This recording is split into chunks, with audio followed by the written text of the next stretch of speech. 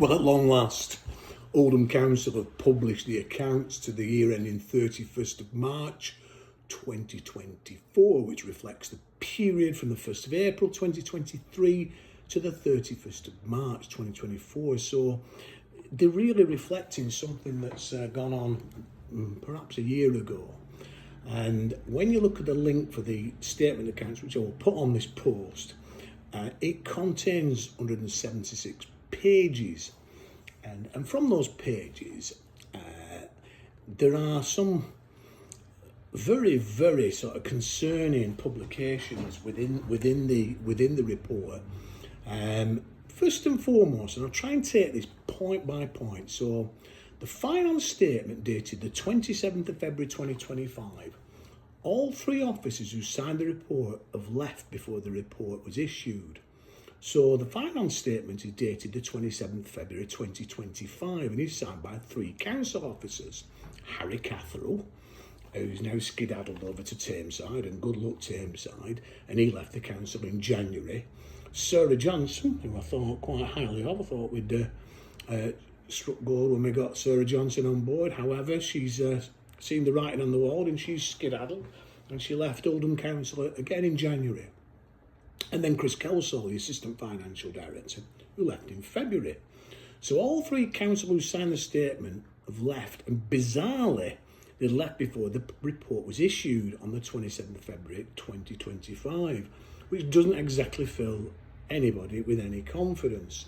So there's Harry Catherall signing it. So as I said, there's 176 pages. So I'm trying to just bring off significant pages that and make it kind of understandable for the layman, without sounding cheeky. And Sarah Johnson signed it there, and then left. Harry Catherall's left, and then finally Chris Kelsall, BA Honours, Section 151 officer, dated the 26th of February 2025.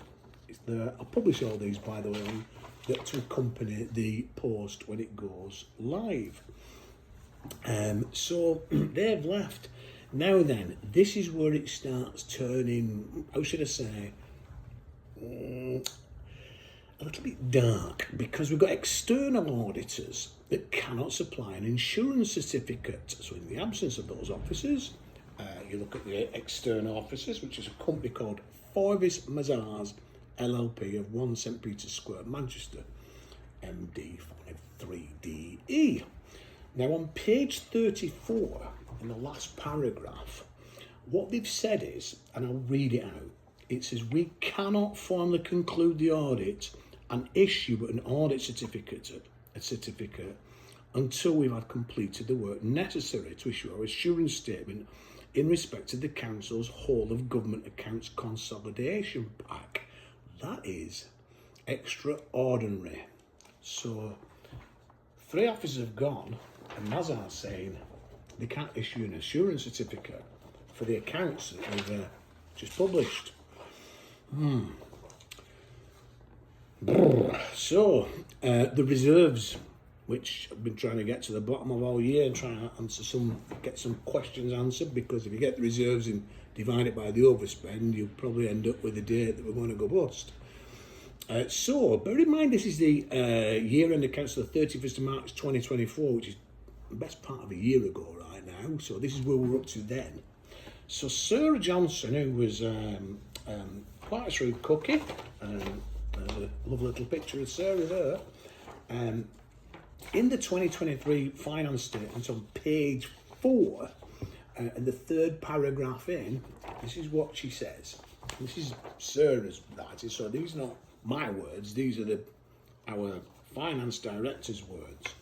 And I'll try to sort of keep this brief.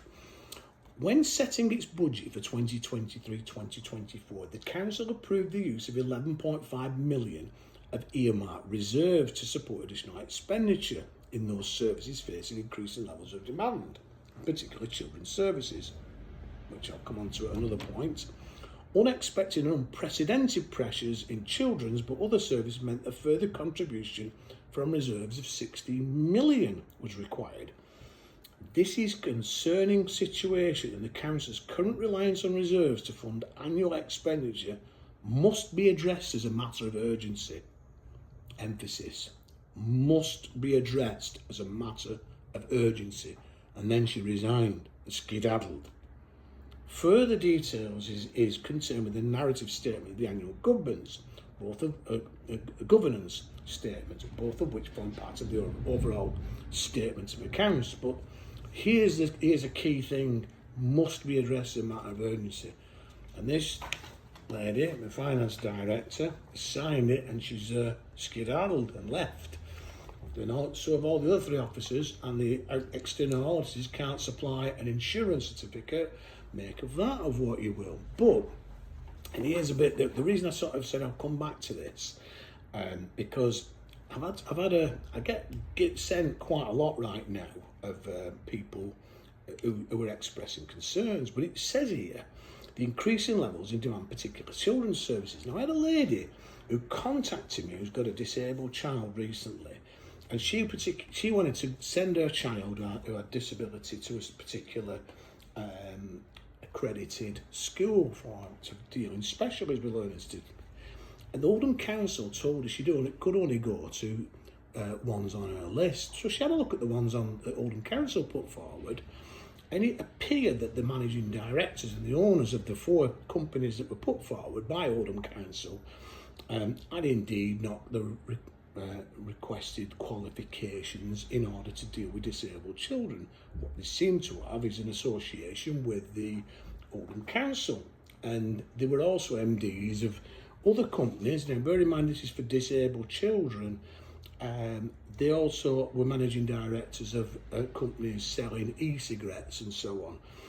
And I think that needs looking into a little bit more and finding out who it is that Oldham Council are prescribing for disabled children in our borough, and why indeed we're plundering reserves for 11.5 million, 16 million, and who that money is going to, which again is another point. But let's just stay on the accounts for now. So if you actually have a look further down at historic reserves, so Sarah Johnson, the financial director, shows on page 16 on the March 23-24 statement a table of the balance of reserves of 2020 was actually 120 million. But by the 31st of March 2024, it's reduced to about 50 million. And the comments beneath that table. So if you look, that is what Sarah Johnson is making reference to. And you can see there, that's the 120 million we had back in 2021. That's where we had just 50 million in reserve. This is in the published accounts, by the way. So this is an alarming downward trend. And she makes points. I've highlighted a few. I'm trying to keep this podcast relatively brief. Even if all the savings are achieved, the remaining budget gap presents a significant challenge to the council to be addressed during future budget setting processes. In previous years, the council has utilised its earmark reserves to meet shortfalls in funding. The following graph shows the earmark reserve balances from 2021. There has been a general downward trend, which pretty much everybody in Oldham knows we've got a downward trend in balances since that time, to an overall decrease of 56.35%. That is catastrophic.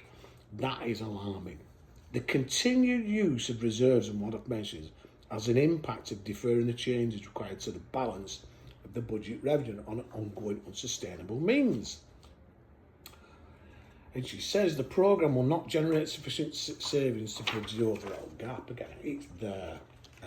And so we've got a pretty serious problem. So if you look then, and bear with me on this because there's that many pages here. I mean, the council budget meeting's 402 pages of the 6th of March 2025, and the public document pack's 404 pages. And I've tried to just extract a few for the purpose of a brief podcast. So I'll try my best to make it sound sort of user friendly, should I say. So now look at this council budget report, page 4.9, the first paragraph on page 4. Right, what it says here is the 2024 revenue budget forecast outturn position highlighted a current unfavourable projected variance of 14.2 million. Bear in mind, this is 2024 to 2025, so this is after the 50 million plundering of the reserves. So this is after that. So what it's saying here is there's the variance of 40 points, which will need to be financed from reserves. This was in addition to the general contribution reserves of 10.8 million towards the 2024 budget, 2025, approved by the council in February 2024. You couldn't make this up. Plus contributions earmarked reserves for specific project initiatives, some 4.6 million. This meant that the total contribution from reserves in 2024-2025 would be 29.5 million, a situation, now emphasis, a situation that was not sustainable and which had significantly reduced the financial resilience of the council. So she's saying this is not sustainable. Then she's jacked. I mean, so is Eric Catherall, so is the assistant director, so is Paul Clifford, and these are all finance people that are jumping ship, and you've got to ask the question, why are they jumping ship? So let's carry on. So I'm getting to the cabinet budget now, the cabinet budget pack. So page 17, paragraph 2, confirming there's 29.5 million taken. So we had 50 million in reserves a year ago, and there's 29.5 million being taken off that. Do the maths. We have not got a lot left. So it says here, plans to address the 2024-2025 include, and I'm reading from it, the establishment of a delivery board chaired by the leader to monitor the delivery of approved saving targets and ensure they're a primary focus of directors and who they'll be and how much they'll be on and whether they'll get any ramifications for busting our council. The implementation of detailed service reviews to identify additional cost reduction proposals that can be approved during 2024-2025 for delivery in future financial years, and additional controls introduced in January 2024 in respect of authorising expenditure and recruitment. Not really took much notice of that, have they? So again, you know, that's page 17. So you then look at the page 17 again here, which is here, and the first paragraph. Now bear in mind, and here's the significance of the, you know, we've already said there's a delivery board that's going to prevent this happening. We've already said Sarah Johnson saying, look, we've got this massive depletion, 58% depletion of reserve funds. It's unsustainable. The board's there to prevent it happening. And here are the latest. So, page 7, and you look at page 17, item 7. So it says here, blah, blah, blah, blah, blah. This means the total contribution reserves in 2024 will be 29.5 million, a situation that is not sustainable and which has significantly reduced the financial resilience of the council. Now, bear in mind, the establishment of a delivery board chaired by the leader to monitor the delivery of approved saving targets, we now know what happened. A year later, they took 29.5 million out of reserves. So in other words, that board that they established completely and utterly failed to deliver for what it was set up to do. And that's been out the public light. That's not published in Oldham Times, and perhaps why the Oldham Chronicle is saying we need to have a fully independent report. So, so why are the accounts in such bad shape? Well, there was a company who's based in the United States called Kennedy Wilson. They're actually based in Beverly Hills, and they had this basket case shopping centre that they wanted to offload onto some mugs who didn't realise what they were doing. So Kennedy Wilson had been trying for several years to find anybody stupid enough to buy a shopping centre that needed 100 million spending on it. But they had no luck, not until the boy wonder, Sean Fielding, whose experience for stacking shelves at Failsworth Tesco came into play, and he came to the rescue of a Beverly Hills based shopping centre owner, Kennedy Wilson, billionaires from the United States, who just wanted to find someone with mug written right across the forehead, and they did in Sean Fielding. And then we had Emma Barton steaming in from Wigan Council after buying the galleries over there, and that's turned into an absolute nightmare proportions to them, and they're spending millions on consultants. One of the consultants of which is CBRE, I think Wigan Council parted company with, and then when Emma Barton arrived at Oldham Council, we started paying them millions. But interestingly, one of the former employees of CBRE is a guy called Paul Roberts. He started a company called Hive Projects Limited and sat in on Oldham Council meeting and awarded himself a consultancy fees in the millions. And he was listed in those minutes as project director. He wasn't project director, he was actually a director of Hive Projects Limited. So how on earth he ended up in that meeting overseeing funds from Oldham Council for consultancy, God only knows. But however, I digress.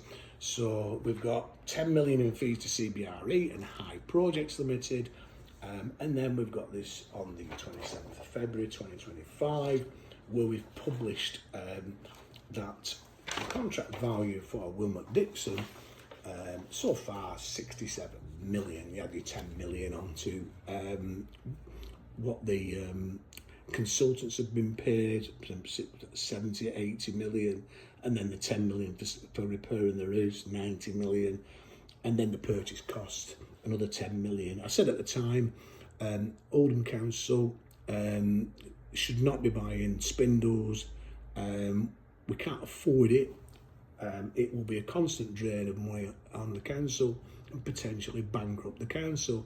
People guffawed at me at the time, and I did say to all and sundry, it would be far more cost-wise, I would say, to invest more into the continuance of Tommyfield Market, because if you want footfall in the centre of the town, the actual risk factor in investing in Tommyfield Market was far less than 100 million that they're born on spindles with zero chance of ever recovering anything. However, the accounts have been published. I will put them underneath this podcast, and I will also the several pages that I've picked out of the how many is the 800, 900 and 900. I'm trying to add it up here because my brain's melting when looking at these figures. So you've got 800 and 70, sort of 882. It's 882 pages, so quite a bit of chewing over, but I've no doubt that now I've pulled out some of the pages, as they've done in the past, Oldham Council will probably replace them and insert something else. But fortunately, I've took hard copies. As always, stay safe, have a great week, bye for now, and for those attending tonight on the 10th of March at 7 o'clock, look forward to seeing you all. Bye for now. God bless.